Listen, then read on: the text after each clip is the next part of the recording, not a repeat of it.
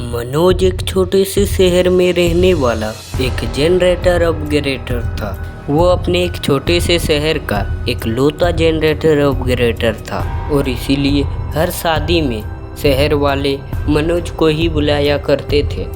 एक रात जब मनोज एक शादी से अपना काम खत्म करके घर वापस लौट रहा था, तब अचानक ही उसे गांव की नदी के पास बैंड बाजे की आवाज आने लगी। वो ये सुनकर बहुत हैरान हुआ क्योंकि नदी के पास वाली जमीन एक दलदल बन चुकी थी और कई लोगों की वहां धंसने की वजह से मौत भी हो चुकी थी। मनोज ने अपनी साइकिल घुमाई और नदी के पास देखने गया कि आखिरकार इतनी रात गए किसकी बारात इतने खतरनाक रास्ते से जा रही थी।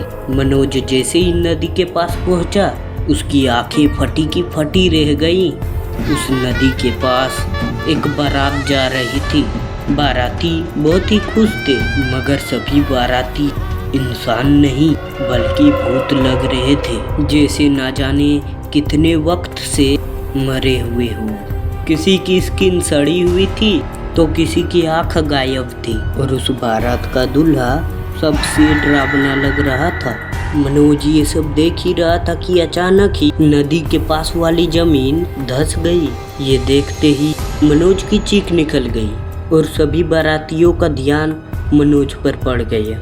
जमीन धंसने की वजह से दूल्हा नदी में गिर चुका था और बाकी के भूतिया बाराती जब दूल्हे को बचाने आगे बढ़े तो जमीन और भी धंसती चली गई और देखते ही देखते बारात के सभी आदमी उस नदी में गिर गए। इतना बड़ा हादसा सिर्फ कुछ ही मिनटों में हो गई और ये सब देखकर मनोज बहुत ही ज्यादा डर गया था। वो जैसे ही वहां से भागने लगा, उसका शरीर पूरी तरह से फ्रीज हो गया।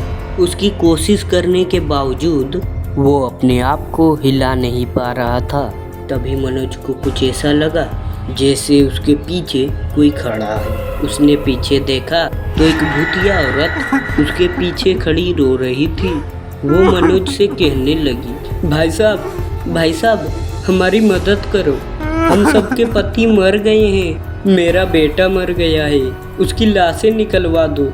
ये बोलते ही वो औरत जोर जोर से रोने लगी और उसकी आंखें बिल्कुल लाल हो गई। उसकी आंखों में देखते देखते मनोज उसके बस में आ गया। धीरे धीरे वो नदी की तरफ जाने लगा और सभी भूतिया औरतें उसके आसपास इकट्ठा होकर जोर जोर से रोने लगी। मनोज नदी में कूदने ही वाला था कि उसका बड़ा भाई दौड़ता हुआ आया और उसने मनोज के ऊपर एक राख जैसी चीज डाल दी। वो राख सर पर पड़ते ही मनोज वापस होश में आ गया और डर के मारे चिल्लाने लगा। तब तक वो सारी औरतें वहां से गायब हो गई थी।